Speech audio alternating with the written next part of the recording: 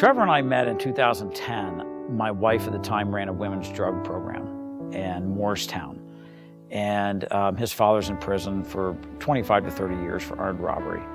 And he went in prison when Trevor was like 1, so he's never met his dad. And his mom was in jail for drugs and stealing, and she was court ordered to go into this drug program. And he doesn't have any family that can take care of him. So we started watching him. And I was actually gone out on the road working, and I came home and he was there. And I've never had kids because of my job, and I was home for 3 days. And I just fell in love with him. And I got up the 3rd day, packed my bags to leave. I was gonna be gone for about a week. And he looked at me and he said, "Where are you going?" And I said, "Well, I gotta go to work. I remember I told you I travel for my job." And he's looked at me and he said, "What about me?" And I freaked. I'm like, well, you can't go. And so I got in my car and I was driving, and I called my wife and I said, "Hey, why don't we just hang on to him?" And I said, I just looked in his eyes and I seen a child that had nowhere to go. Our journey with leukemia began in February of 2012, actually. I was leaving to go to Australia to do a tour, and he wasn't feeling good, and we went to the circus the day before I left.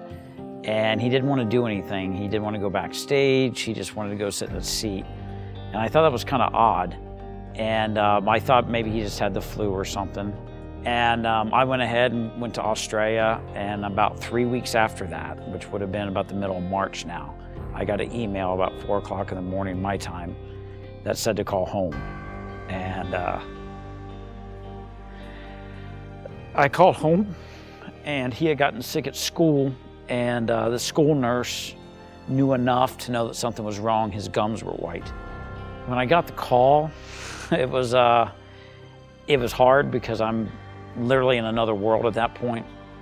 You know, by airplane, I'm about 28 hours away. I'm sitting in a hotel room, I just started screaming a lot. I really did. And I'm a Christian, and I have strong faith in God, but it was pretty weak at that moment. Because you just think, why him? You know, all your typical questions. The diagnosis of him having leukemia was tough. I think for me, it's changed me. It's definitely put my faith in God stronger. Kind of realized that there's nothing you can do. And he had always looked at me as the guy that fixed everything for him. And this was something I couldn't fix. So, you know, my faith in God definitely strengthened. It's brought us closer together. He had always felt like I was the one he could count on.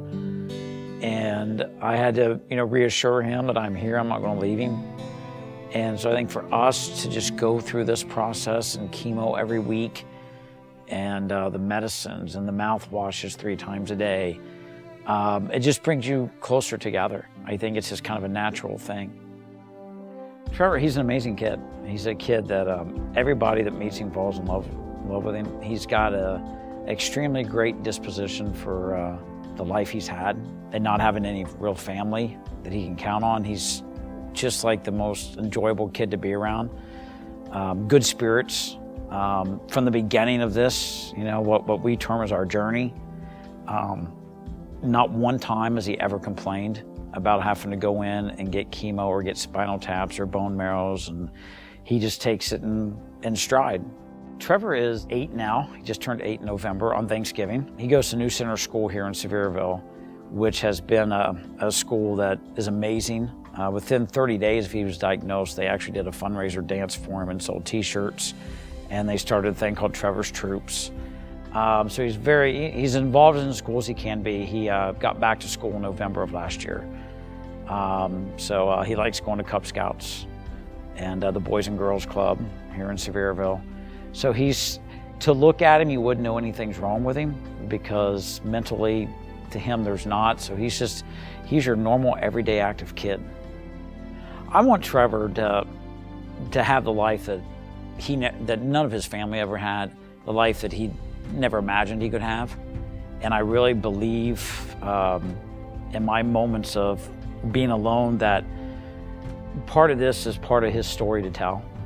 At the end of the day, Somebody in my church had told me one day, and I really live by this now, that God will take his mess and turn it into a message, and he'll be the messenger. So when we get there, it's going to be great to look back and know what he accomplished and what he did, and even the strength he is for other kids. I just want him to be healthy, and I want to be able to look back at this and say, this is a mountain in my life I conquered, and move on.